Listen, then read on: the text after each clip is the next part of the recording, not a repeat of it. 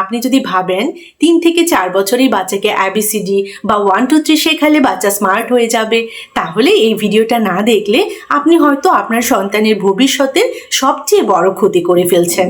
Science বলছে 5 বছরের আগে বাচ্চাদেরকে ABCD নয়, দরকার একেবারে অন্য কিছু। হ্যালো ভিউয়ার্স, আমি জেসমিন বলছি। এই মুহূর্তে আপনারা সবাই কানেক্টেড আছেন জেসমিনস বেবি কেয়ার টক ইউটিউব চ্যানেলটির সাথে। আজকের ভিডিওটিতে আমি আপনাদের সাথে এমন একটি সত্য বলতে যাচ্ছি যা হয়তো কোচিং সেন্টার, স্কুল অথবা টিউশন কেউই হয়তো আপনাদেরকে বলবে না।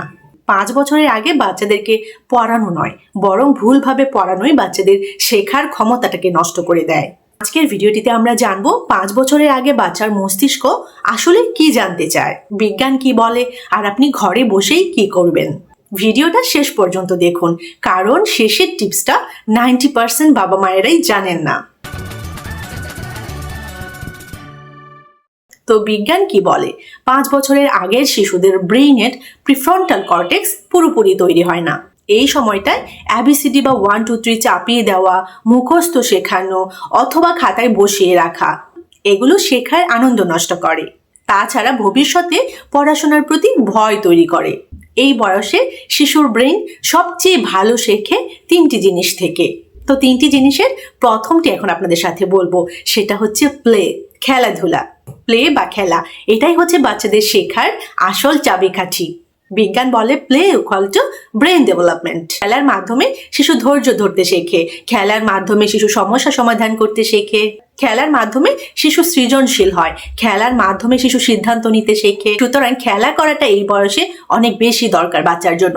যেমন বাচ্চাকে পাজল খেলতে দিবেন, বাচ্চাকে ব্লক দিয়ে টাওয়ার তৈরি করতে দেবেন, লুকোচুরি খেলা, হাইড অ্যান্ড সিক, এই খেলাগুলো কিন্তু বাচ্চাদের অনেক অনেক বেশি আনন্দ দেয়, অনেক বেশি কিন্তু শেখায়। সুতরাং এই খেলাগুলোর মাধ্যমে কিন্তু বাচ্চারা অনেক কিছু শিখতে পারে। এই খেলাগুলোই কিন্তু বাচ্চাদেরকে ভবিষ্যতে ম্যাথ, লজিক এবং ক্রিয়েটিভিটিটা অনেক বেশি ডেভেলপ করায়। হার্ভার্ড ইউনিভার্সিটি স্টাডি অনুযায়ী খেলাধুলা করা শিশুরা বড় হয়ে একাডেমিকভাবে বেশি সফল হয়। 2 নম্বরে যে পয়েন্টটি কথা বলবো সেটাও কিন্তু ভীষণ ইম্পর্টেন্ট, সেটা হচ্ছে ল্যাঙ্গুয়েজ, কথা বলা এবং শোনা। 5 বছরের আগে বাচ্চাদেরকে যদি ABCD না শেখানো হয় তাহলে কিন্তু কোনো সমস্যা নেই, কিন্তু 5 বছরের আগে যদি বাচ্চাদেরকে কথা বলা শেখানো না হয় তাহলে কিন্তু সমস্যা আছে। গল্প বলা, প্রশ্ন করা, শিশুর কথা ধৈর্য নিয়ে শোনা, এগুলো কিন্তু ভীষণ ভীষণ ইম্পর্টেন্ট এই সময়টায়। 5 বছরের আগে বাচ্চারা কিন্তু অনেক বেশি কৌতূহলী হয়। তারা যখন প্রশ্ন করবে তখন আপনারা কিন্তু বলবেন না চুপ করো, এটা না বলে বাচ্চাদেরকে বলবেন তুমি কি বলতে চাও আর একটু বুঝিয়ে বলো, আমি শুনি তোমার কথা।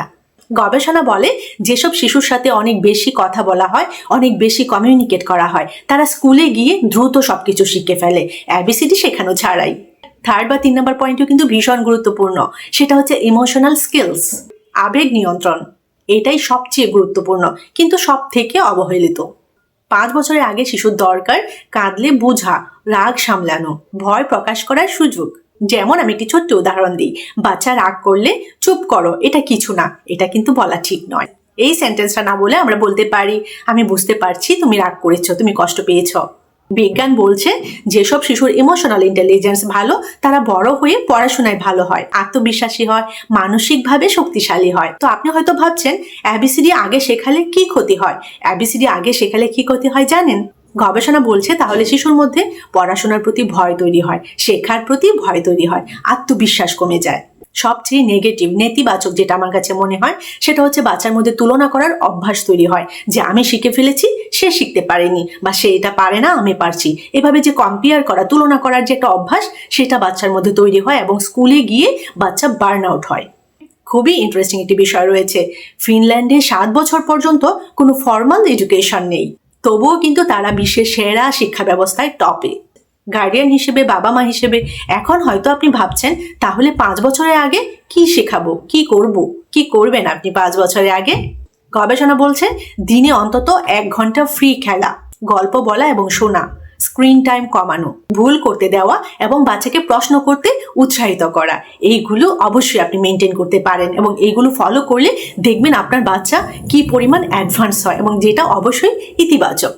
আজকের ভিডিওটি দেখার পরে সবসময় এই ইনফরমেশনটা মাথায় রাখবেন এবং অন্যদেরকেও জানাবেন যে সবসময় মনে রাখবেন স্ট্রং ফাউন্ডেশন ছাড়া ABCD শুধু চাপ।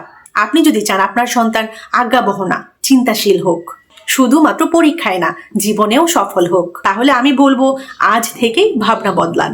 5 বছরের আগে বাচ্চাদেরকে ABCD বা 1 2 3 নয়, দরকার প্লে, ল্যাঙ্গুয়েজ এবং ইমোশন। এই ভিডিওটা যদি একজন বাবা মাকেও ভুল সিদ্ধান্ত থেকে বাঁচায়, তাহলে এই কন্টেন্টটি সার্থক। ভিডিওটি যদি আপনাদের কাছে ভালো লেগে থাকে, অবশ্যই একটি লাইক করে দিবেন, শেয়ার করে দিবেন আপনার সোশ্যাল মিডিয়া প্ল্যাটফর্মে আপনার প্রিয়জনদের সাথে। যদি এই চ্যানেলে নতুন হয়ে থাকেন, অবশ্যই চ্যানেলটি সাবস্ক্রাইব করে রাখবেন পরবর্তী ভিডিও পাওয়ার জন্য। আর হ্যাঁ, অবশ্যই কমেন্ট সেকশনে লিখবেন আপনার বাচ্চার বয়স কত। ভিডিওটি এখানে শেষ করছি। সবাইকে অসংখ্য ধন্যবাদ জানাচ্ছি যারা যারা শেষ পর্যন্ত ভিডিওটি দেখেছেন। সবাই ভালো থাকবেন, বাচ্চাদেরকে ভালো রাখবেন। আল্লাহ হাফেজ।